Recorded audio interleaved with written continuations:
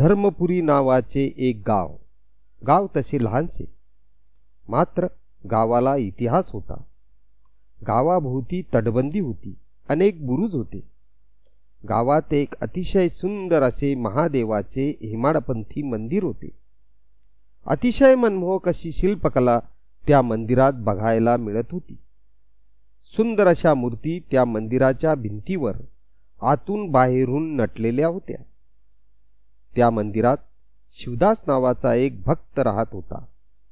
त्याची दाढी व केस लांबसडक वाढलेले होते. चेहऱ्यावर सुरकुत्या होत्या.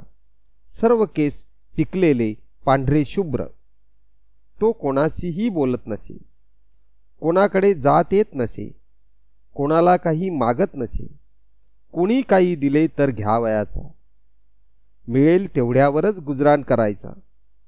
त्याच्याजवळ फारसे सामान सुमानही नव्हते. एक मळकट सतरंजी, एक चादर आणि एक उशी, पाणी प्यायला एक लोटा, एवढाच काय तो त्याचा पसारा होता. या वस्तूही त्याला कोणीतरी दिल्या असाव्यात. मंदिरातच राहावयाचा. पहाटे उठून मंदिरामागे असलेल्या तळ्यात आंघोळ करायचा. जवळपासच्या फुलझाडांवरून 2-4 फुले तोडायचा. मंदिरात येऊन महादेवाच्या पिंडीवर ती फुले वाहायचा. त्यानंतर बराच वेळ पिंडीला कवटाळून बसत असे. डोळ्यातील आसवांच्या थेंबांनी जणू तो महादेवाला अभिषेक करीत असे. हा शिवदास याच गावचा रहिवासी होता. त्याचे एक छानसे कुटुंब होते. पत्नी, 2 मुले असे चौकोनी कुटुंब होते. तो अतिशय समाधानी होता. त्याच गावात त्याची थोडीशी जमीनही होती. त्यातून जे धान्य येई त्यावर तो आपले कुटुंब चालवित असे. एकदा तो सहकुटुंब तीर्थयात्रेला गेला होता. तीर्थयात्रा संपून ते गावाकडे परत येत असताना त्यांच्या गाडीला अपघात झाला. गाडी रस्त्याच्या कडेला असलेल्या खड्ड्यात पालथी झाली. या अपघातात त्याची पत्नी आणि 2 मुले ठार झाली. शिवदास मात्र वाचला, पण त्याची वाचा गेली. या दुर्दैवी अपघातानंतर शिवदास स्वतःच्या घरी किंवा शेतात गेलाच नाही. त्याने थेट महादेवाचे मंदिर गाठले. अश्रू ढाळून ढाळून त्याचे डोळे पार सुकून गेले. डोळे खोल गेले. दोन्ही गालांना खोल खाचा पडल्या. दिवसा मागून दिवस जात होते. शिवदास मात्र उदास, एकाकी जीवन कंठत होता. केवळ मरण येत नाही म्हणूनच का तो जगत होता?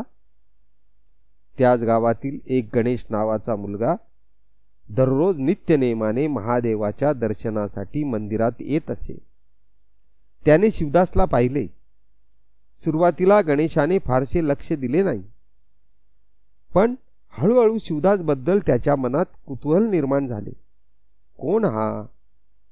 इथे का राहतो? त्याचे कोणी आहेत की नाही? असे प्रश्न त्याच्या मनात निर्माण होऊ लागले. हा बोलत का नाही? त्याच्याशी बोलावे, त्याची कथा ऐकून घ्यावी असे गणेशला वाटत होते. दयाघन महादेवाच्या आश्रयाला राहत असलेल्या त्या व्यक्तीबद्दल गणेशाच्या मनात अनेक विचार तरळू लागले. एके दिवशी त्याने आपल्या आईजवळ शिवदासचा विषय काढला. अरे, तुला तो भेटला का? असा प्रश्न आईने त्याला विचारला.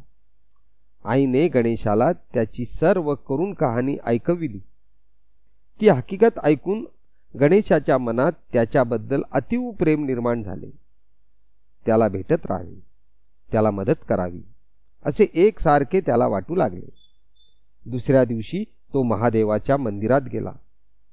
तो थेट शिवदास जवळ जाऊन बसला. त्याच्यासाठी आईकडून आणलेला डबा त्याच्यापुढे ठेवला. शिवदासने ते जेवण मोठ्या प्रेमाने घेतले. असे दिवस जात होते. गणेश रोज त्याच्यासाठी जेवण घेऊन येत होता. एके दिवशी शिवदास अंथरुणावरून उठलाच नाही. जेवण तसेच तेथे ठेवून गणेश घरी परतला. दुसऱ्या दिवशी मंदिरात जाऊन गणेश बघतो तो काय, शिवदास आजही झोपूनच होता. कालचे जेवण तसेच होते. त्याला शिवदासने हातही लावला नव्हता. गणेशने शिवदासच्या अंगावरून हात फिरवला. शिवदासच्या अंगात खूप ताप होता.